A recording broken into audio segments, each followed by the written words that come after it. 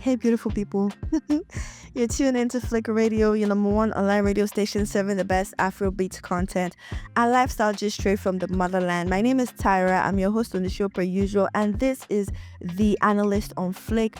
And on today's show, I want to spotlight something that I believe is about to revolutionize the way music business, entertainment business, or creative business is done, right? It's not a new concept. It's not something that just started yesterday. It's actually something that has grown and developed into where it is now, right? It's gone through so many iterations, gone through so many processes, and right now is at that point where I believe that if you are a creative and you are able to tap into this, there is one guy I'm going to give a shout out to, and he's the person who actually motivated me to sit down and analyze this thing and be like, you know what?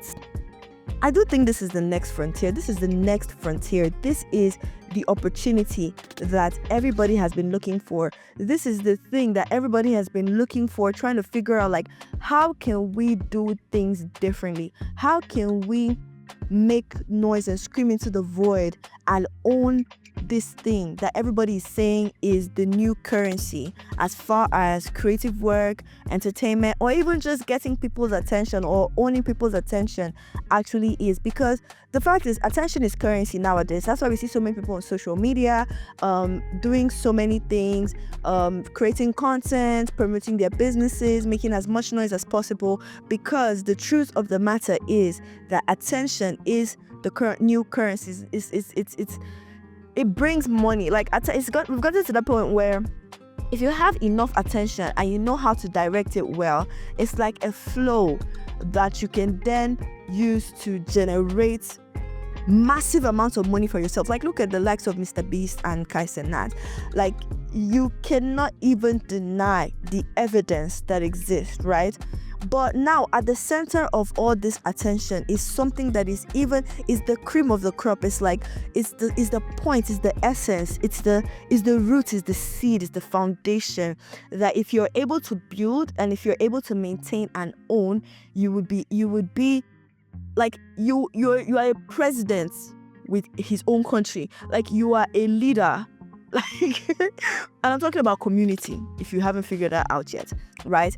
And seeing that community building and community ownership is where it's at right now, I feel like everybody, or I believe that everybody who is anybody and who has a product, whether you're a business owner, you're a public figure, you're an entertainer, everybody's trying to build a community.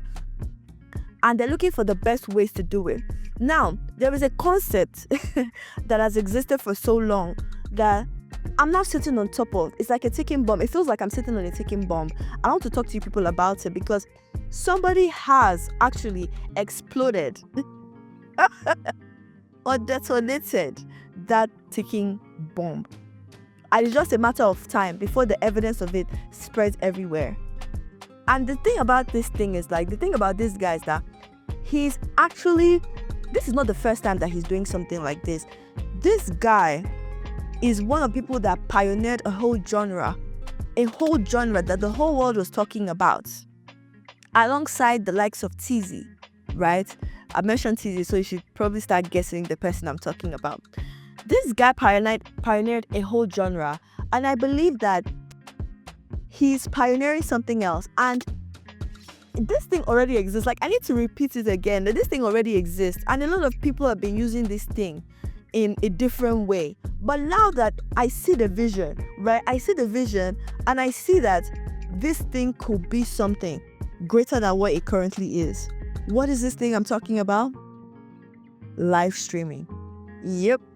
Live streaming. Like, I know live streaming is already a big deal. We have the Cenats of this world who have used Twitch to grow massive audiences and make millions of dollars, and they've had the best celebrities. Like, they've had the best people.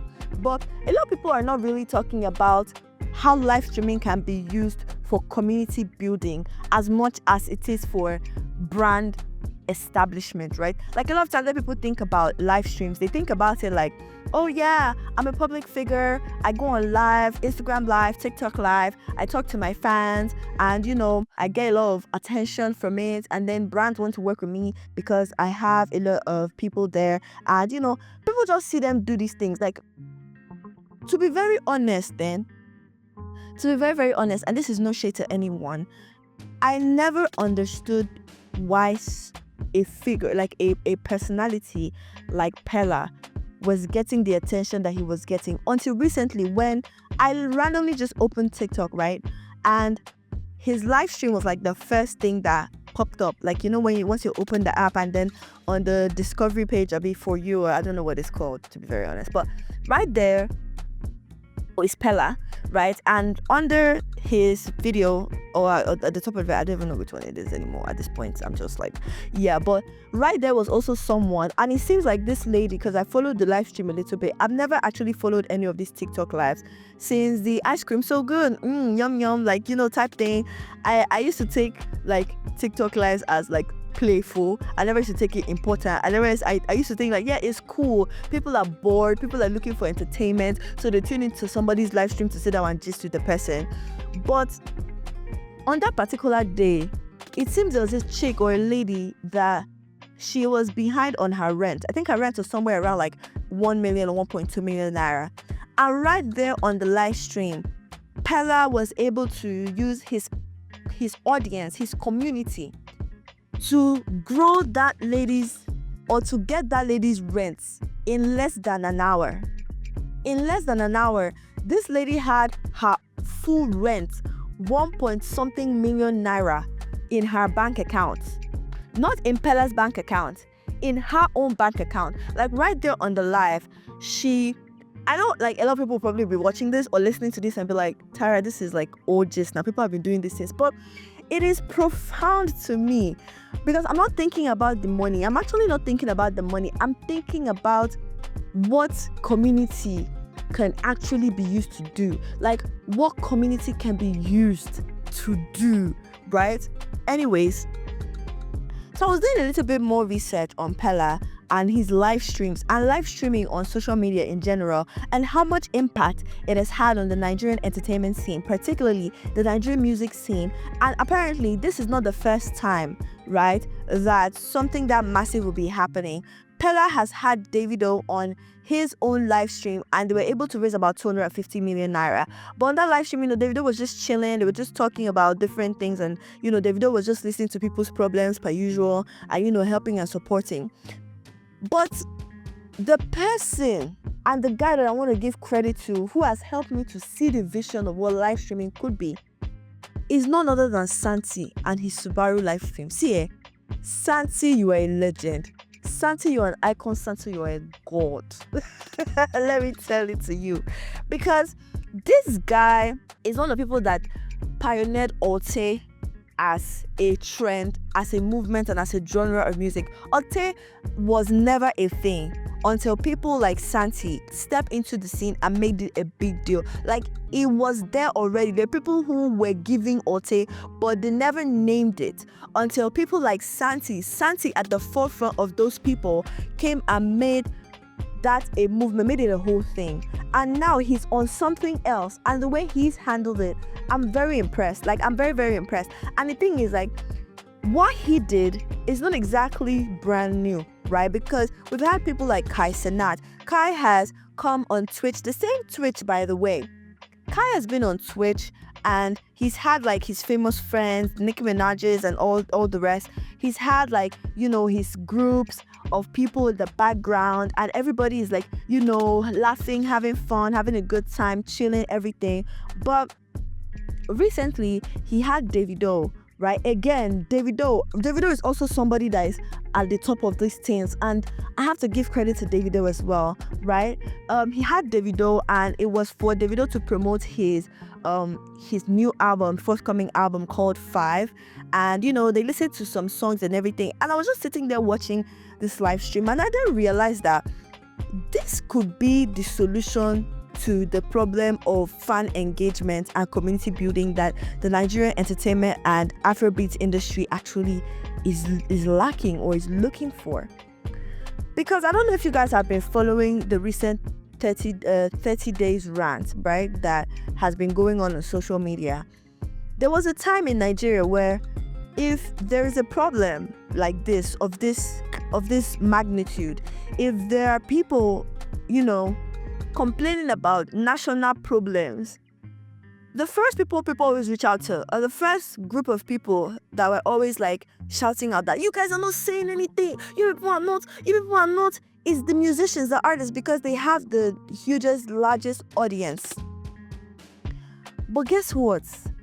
The people that we've been, actually, I would say we, right? I will group myself because all of us were together. The people that we've actually been calling out to and calling on to talk about these things recently, in this particular age, in this generation where we are right now, is the influencers. If you are a smart person, if you're somebody who actually cares about media, you work in media, you're a creative, you work in the entertainment industry or anything like that, this shift should be an eye-opener to you on where entertainment, Afrobeats, music, everything, where it's going to.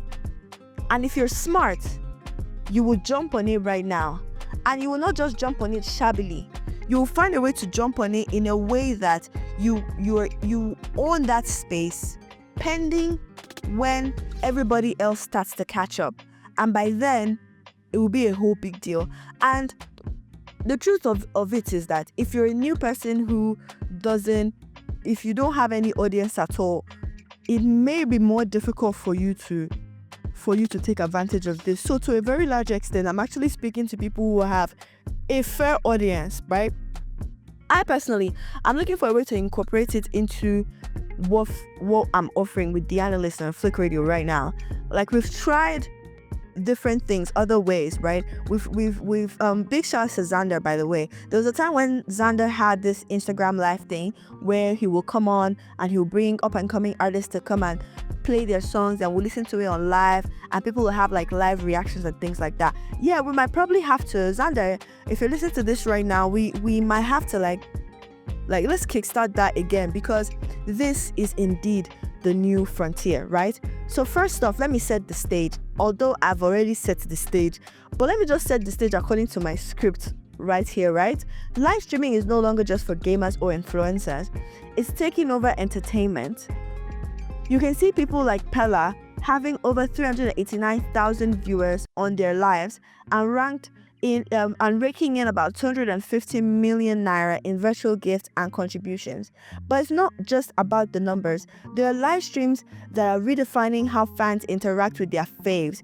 Instead of waiting for album drops or staged events and staged reality TV, I must say. Today, before I started talking about this topic, I wanted to actually talk about reality TV. I wanted to talk about Real Housewives of Lagos, Young, Rich, African, and Buoyant. Like, I wanted to pick up one of these reality TV shows. Like, there's even one that is a thing called Gen Z Diaries or Gen Z Live Stream Reality. The Gen Z reality, I don't even know what it is. Barely getting any views. They just be pulling in like their 300 views, 200 views, 28, 30, 100 views. But they're barely getting any views. And even Big Brother Nigeria, like this year, was it this last year's show was. So this is an opportunity for all these people right now. I'm giving you guys free tea with extra sugar, honey, and everything nice. So you guys should think about me when you're pulling off this thing. So you're trying to create these things because I'm your girl. But yeah, anyways, it's very interesting to see how the future is actually now, how community ownership through live streaming can bridge the gap that already exists, the divide that exists between Afrobeat artists or musicians and their fans and their audience. The fact that nobody called on Wizkid, I'm sure there are some people that actually did call on them and say, oh, you are not talking about 30 days, but the truth is that nobody really called on them. Why? Because with the internationalization of Afrobeat, a lot of our stars, they feel farther away. They feel so far away and out of touch with what is really going on. And even if they come and try to talk about these things, Thames wanting to do a video for the 30 days rant, they still will not be able to relate. So how can they relate? How can they bridge that gap now? How can they become relatable? I believe that the answer to that question is live streaming. not live streaming on their own, no, like, not that they, I'm not saying that live streaming on their own will not work, but live streaming with creators like Santi, with small creators, creating environments or spaces where fans can feel safe, can feel heard, can feel understood, can feel like this person, even though she's now a Grammy award winning artist doing big numbers, she is still my guy, she's still my person, and I can still talk to her, like, she still understands.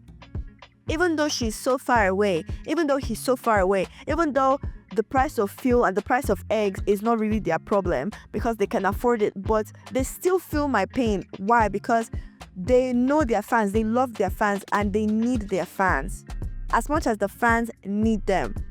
Live streaming is the bridge for that gap, in my humble opinion as the analyst.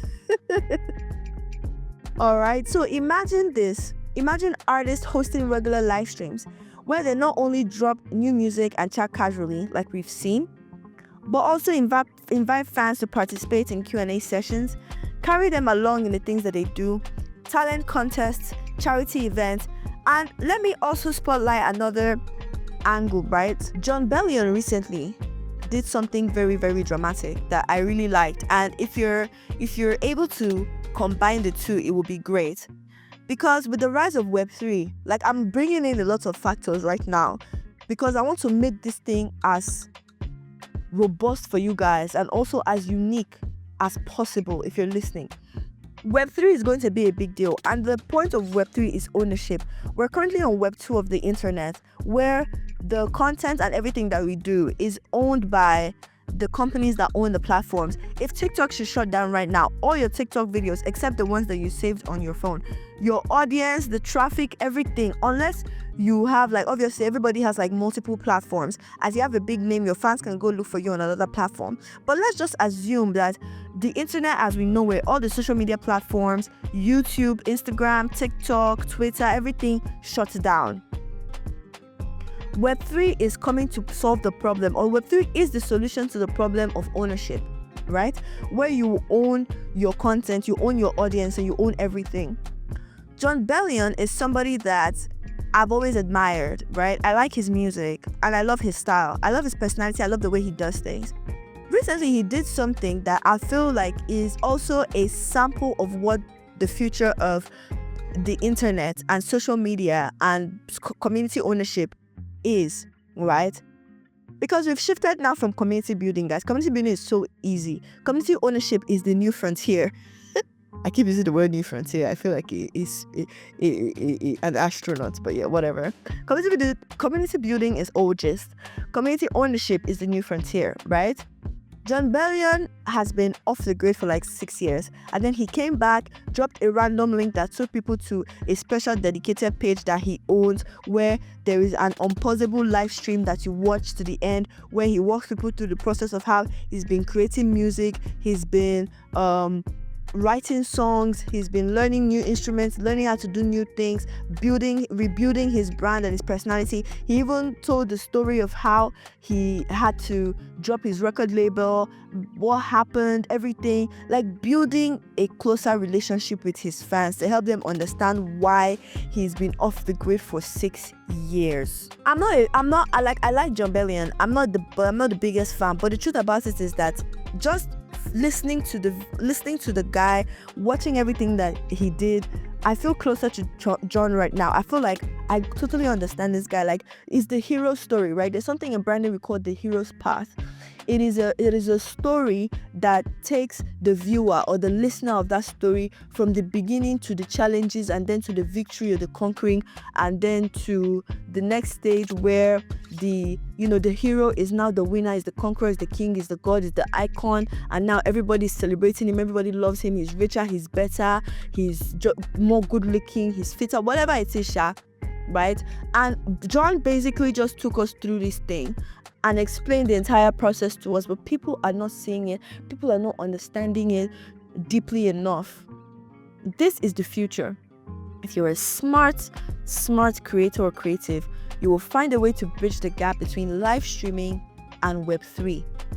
Web3 will allow you to own your audience, and live streaming will help you to build that audience and community in a way that they will be relating to you, even when you get to that point where you don't even experience the same things that they experience anymore. You can no longer talk about the same things that are bothering them anymore, because you've built that community. They will even be so merciful to you because they followed you through your growth and progress. They feel like your family, they feel like your friends. And the truth is that you can do this without oversharing, okay? You can do this without oversharing. You don't have to talk about your life and everything that is happening. All you have to do is stay relatable and stay there. Thank you so much for listening to the show. And that's it. It's a wrap on The Analyst on Flick Radio. And until the next time I see you, remember to keep it locked on this star station. Bye.